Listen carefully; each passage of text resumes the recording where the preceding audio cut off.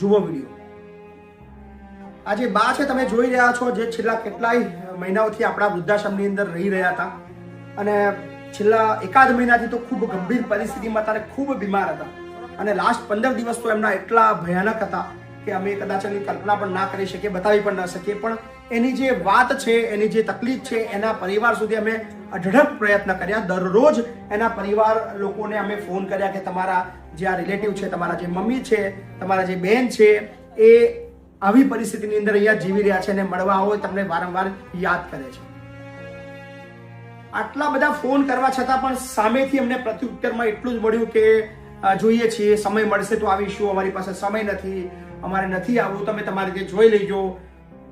આ જ વાતો ચાલતી રહી. અને ગઈકાલે જ્યારે બાની પરિસ્થિતિ ખૂબ જ ખરાબ હતી ત્યારે અમે એના ઘરના લોકોને, એના સ્પેશિયલી એમના બેનને ફોન કર્યો. અને બેનને ફોન કર્યા બાદ રાત્રે અમે એના દીકરાને પણ ફોન કર્યો કે ભાઈ તમારા મમ્મીના હવે કલાકો બાકી છે અને અંતિમ દર્શન માટે આવવું હોય તો આવી જાઓ, કદાચ 2 કલાક પછી તમારા મમ્મી જીવિત નહીં હોય. દીકરાએ કીધું કે હું નહીં આવું. અને આજે સવારની અંદર આ બાએ, રમીલાબાએ દેહ છોડ્યો. અમને એવું હતું કે યાર ચલો હવે આ દુનિયામાં બા નથી હવે રહ્યા તો કદાચ એની દીકરી, એનો દીકરો ચોક્કસથી એને મળવા માટે આવશે.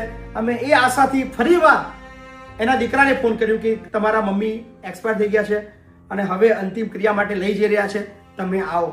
તો દીકરાએ કીધું, શું કીધું સાંભળો. હેલો. હા, તમારા મમ્મી ઓફ થઈ ગયા છે, તમે આવવાના છો? ના સાહેબ, હું નહીં આવી શકું. નહીં શકો એમ? તો મારી તમને જાણ કરવાની ફરજ છે, અંતિમ સંસ્કાર માટે લઈ જઈએ છીએ. ના ના, વાંધો નહીં, તમારે જે થતું હોય કરી લો, વાંધો નહીં. પણ મતલબ અંતિમ સંસ્કારમાં ખાલી આવ્યા તો કદાચ એની આત્માને શાંતિ મળે મારા ભાઈ. ના, હું નહીં આવી શકું યાર, મારી બહુ મજબૂરીઓ છે. મજબૂરીઓ છે એમ? કઈ વધારે ચલો. હા ને ભાઈ, દીકરા સાથે વાતચીત કર્યા બાદ અમને આશા હતી કે કદાચ દીકરી આવશે. દીકરીને પણ ફોન કર્યો, દીકરી શું કહી રહી છે એ પણ સાંભળો. તમારી મમ્મી ઓફ થઈ ગયા છે ઓફ થઈ ગયા તો આવવાના છો અંતિમ સંસ્કારમાં? ના બાપુ નહીં આવીએ. હા ને, તમારા ભાઈને બી જાણ કરી, એને બી ના પાડી. ના પાડી એને મૂકવા કોણ આવ્યું હતું બાપુ? એ છોકરો બનીને જ આવ્યો હતો ને, તો પછી એવું કીધું કે ડ્રાઈવર છે એવું કીધું. એ નહીં, એ તો હમણાં તમે સોમવારે છેલ્લો ફોન કર્યો ત્યારે ને. તમે એ છોકરો આવ્યો હતો પહેલા કોણ મૂકવા આવ્યું હતું? યાદ નહીં કોણ મૂકવા આવ્યા કે કેટલા મહિનાથી છે. પણ આ તો તમને તો દર અઠવાડિયે કહીએ છીએ કે ભાઈ તબિયત ખરાબ છે, પણ તમારામાંથી કોઈને આવું જ ના હોય તો હું કરી બેનો. ના બાપુ સોરી, હું તો નહીં આવી શકું. કઈ નથી ભાઈ, ચલો. તો ના આવી દીકરી, ના આવે દીકરો. અંતિમ ક્રિયા તો બધી અમે કરી દીધી, પણ આવી કેટલી માઓ હશે જે આવી પરિસ્થિતિની અંદર જિંદગી જીતી હશે.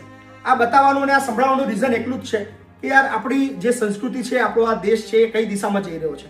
આવું જ ચાલતું રહેશે. આખી જિંદગી જેને પાલી પોસીને મોટા કર્યા છે એ એની અંતિમ ક્રિયા માટે પણ ના આવે, એને પાલાવા માટે પણ ના આવે, એની બીમારીની અંદર એની ઘડપણની લાઠી બનવા પણ તૈયાર નથી. શું આ જ દુનિયા છે?